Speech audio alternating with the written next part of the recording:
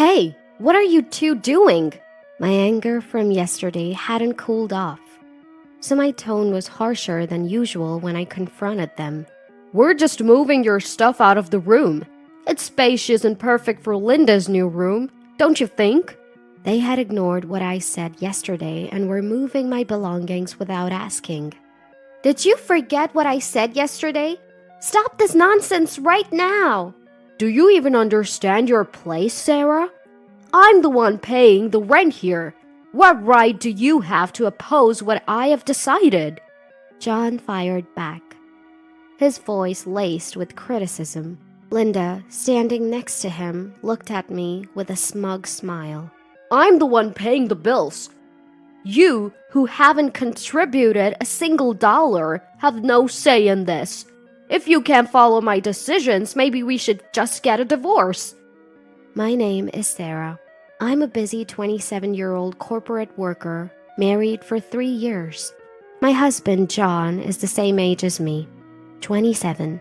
He's considered to be a rising star at his company, and he's doing his best to meet those high expectations. We live in an older house that's been fully renovated, almost like new. It's a bit large for just the two of us, but we chose it thinking about a future with kids. Until now, we've had our ups and downs, but always talked things out. I thought we were happily married. That day, I came home later than usual. Later than John because of work. A woman's coat I didn't recognize was hanging by the entrance. A woman's coat? Who could that be? I don't remember anyone saying they'd come over. Thinking that, I opened the door to the living room. Sarah, long time no see. You were late, so we started without you. In walked Linda, my sister-in-law. She was already pretty buzzed. Linda is John's younger sister, 25 years old. I've never been particularly fond of her, to say the least. In fact, I thought we were done with each other. Linda has always been a bright kid. Went to a prestigious university and now works for a top-tier company. She's married to a co-worker, and they are both working professionals. When it comes to education, job scale, and recognition, she's got me beat. Linda seems to enjoy looking down on me. Every time we meet, she manages to slip in some condescending comment. I could respond, but it would just create future headaches. So I usually just let it go.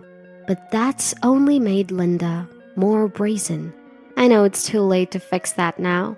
Finally, I had had enough. I cut her out of my life, but that wasn't the only reason. It was also John's behavior towards me. John is usually very considerate and mild-mannered when it's just the two of us.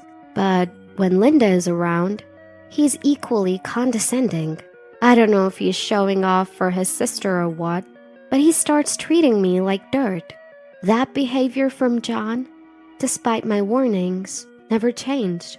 That was also a factor. Linda, what's up with you working late, Sarah? I'll always wrap up on time, so I've never had to stay late like you. Staying so late? Are you overwhelmed? Or are you just slow at work? Feeling bold from the alcohol, Linda starts talking down to me in a more direct manner than usual. Normally, handling Linda alone is bearable. But my husband John, who's also her brother, is sitting right next to her. Since John's drunk too, he jumps on the bandwagon and joins Linda in belittling me. Come on, Linda, not everyone is as efficient as you. Some people have to work twice as hard just to be average. Look, not many people are as capable as us siblings. We can't judge everyone by our standards. You're so right.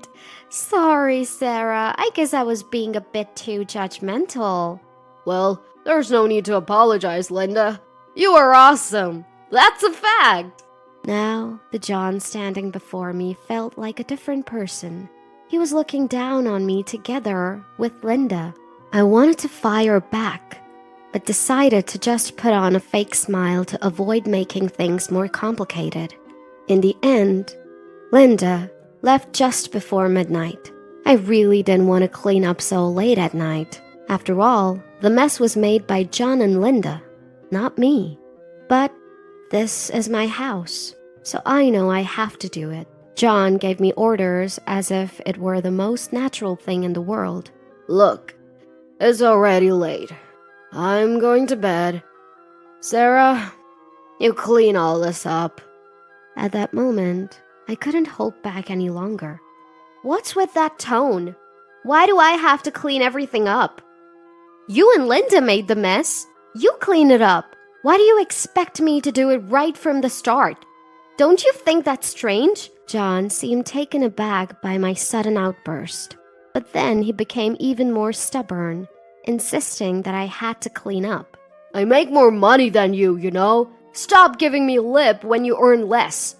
If you can't listen, then let's just divorce. Why are you bringing up money? That has nothing to do with this. Clean up your own mess. And talking about divorce over something like this? John, don't you think what you're saying is crazy? Shut up! Just clean it all up. That's your job. He just said what he had to say and went to the bedroom. In the end, I cleaned everything up by myself. The next morning, John was still in a bad mood.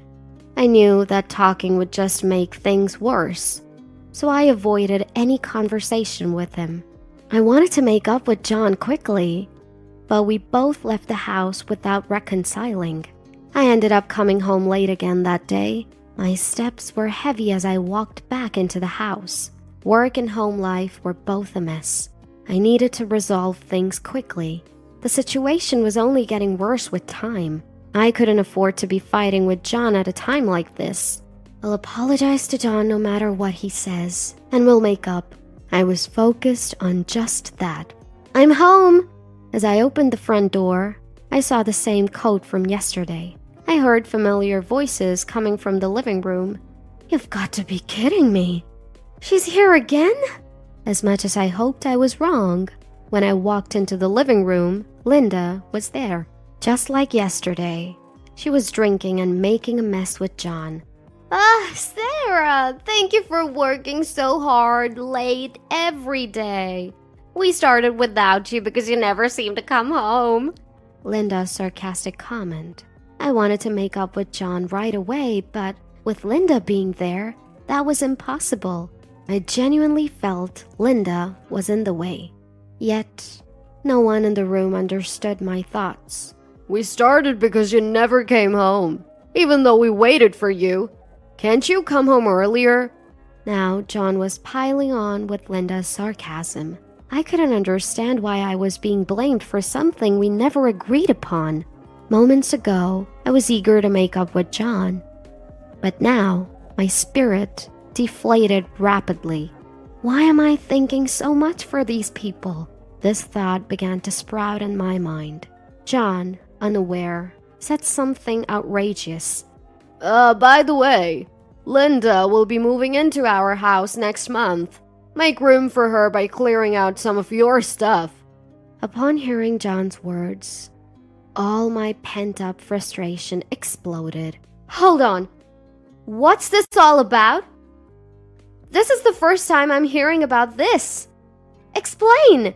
John seemed startled by my sudden change of attitude, but he quickly reverted to his arrogant demeanor he has around Linda. Of course, it's the first time you've heard it.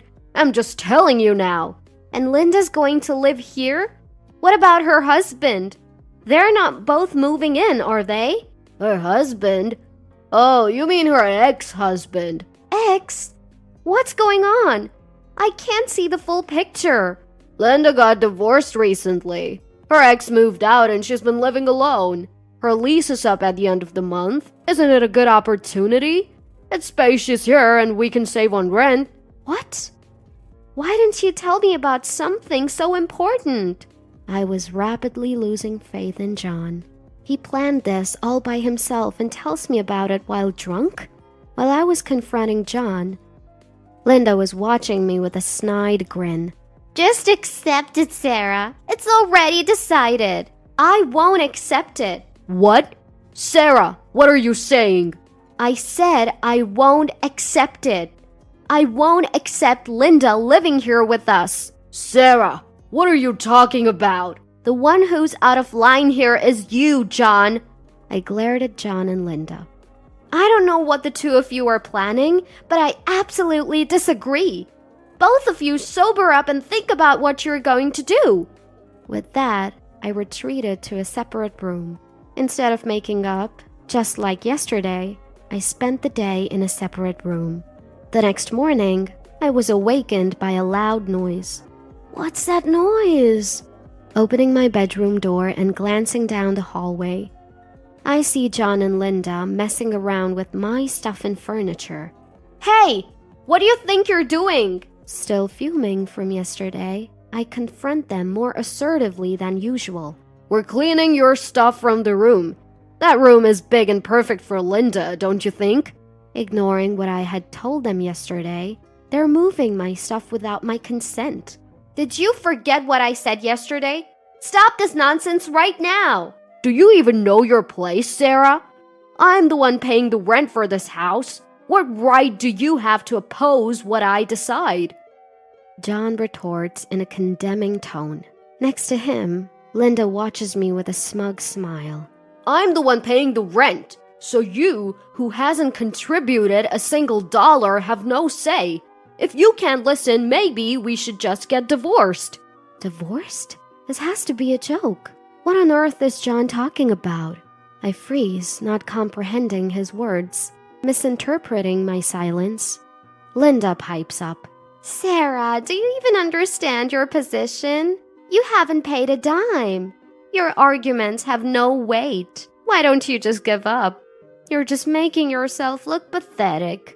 At this point, any lingering affection I had for these siblings had completely vanished. I don't want anything to do with them anymore. That much is clear to me. Let's take this conversation to the living room, I suggest. We all move to the living room. At first, they complain, but when I offer to make coffee, they reluctantly follow. I hand them their cups and turn back to John. Look, I've been saying this since yesterday. I didn't agree to let Linda move in. So please pack her things up right now. What are you talking about? I've said this multiple times. I'm the one who pays the rent for this place. It's my house, so you should listen to me. If you can't, we're getting a divorce. Are you okay with that? You keep saying you're paying the rent. It's your house. But John, do you really believe that? Of course. What are you even talking about? Actually, this is my house. I reveal. What? Are you lying because you're upset? Nope, no lies here. I inherited this house from my dad. What are you talking about? Seems like you're unaware, so let me simplify. This house was built by my dad. When he passed away, it became mine. In other words, I own this place. Do you get it now? You're lying. If your dad built it, why is it so new? It should be old, right? Do you know what renovation means, John? My dad had the house fully renovated before he went to the hospital. That's why it looks so new. I never mentioned it to you because it was before we got married. Their confident attitudes from before? Gone. Replaced by silence. But I'm not done talking. I've come this far. I need to say it all. Whether they get it or not, I don't care. I've had enough. Even if you're paying rent, this is still my house. John, you're not paying any rent. What you've been paying are our living expenses as a couple. What? Are you lying? Why would I lie at this point? Remember, you left all the housing paperwork to me. So you didn't even know, did you? Do you even know the average rent in this area? You're just embarrassing yourself. If that's the case, I'll start paying the rent from now on. Happy? Can you afford that, Mr. Unemployed? What? Unemployed? What are you talking about? John, it seems you've been making some bad choices. Big losses, right? You might have thought you've been hiding it, but your company knows. You should worry about that. You'll likely hear from them after the weekend. They probably thought nobody knew. John is clearly rattled by what I've said. How? Why? Why do you know this? He's so shaken he can barely speak. Well, I've kept it a secret, but your company is actually owned by my relatives. They've been lenient, but you've pushed too far. Even the company has decided they can't keep you. They warned me first because it affects me too. John had become uncharacteristically quiet. Linda, who was listening to my story, was visibly shaken. Hold on a minute. Are you saying John's getting fired? Is this house really Sarah's? Then where am I supposed to live starting next month? I've already canceled my lease, you know. It was unclear whether Linda was directing her questions at me or John, but she was clearly stunned. She must be having a hard time grasping the situation. This is my house. I decide who lives here. At least for now. I can't live with you anymore, John. Let's go ahead with the divorce you suggested. You can't take that back now. And just to be clear, I have no intention of living with you either, Linda. Where you live for the next month is none of my concern. Actually, just stop involving me in your lives. I wasn't sure if they were really listening, but I had said all I needed to say. From here on, it's their problem. I have nothing to do with it. So put my things back where they were. Once that's done, pack your stuff and leave this house. I don't want to see either of your faces anymore. By the end of the day, I had kicked both of them out of the house. The last time I saw their faces. After that, I left all the procedures to my lawyers to avoid any complications. John didn't make any fuss, probably realizing he had no choice. Thanks to that, the divorce went smoothly. I heard they both moved back to their parents' homes. John ended up with a mountain of debt. Between the settlement he owed me and damages from his company, he seems to be working day and night to pay it off. As for me, I am enjoying a relaxed life in the house I inherited from my dad. I plan to savor this freedom for a while.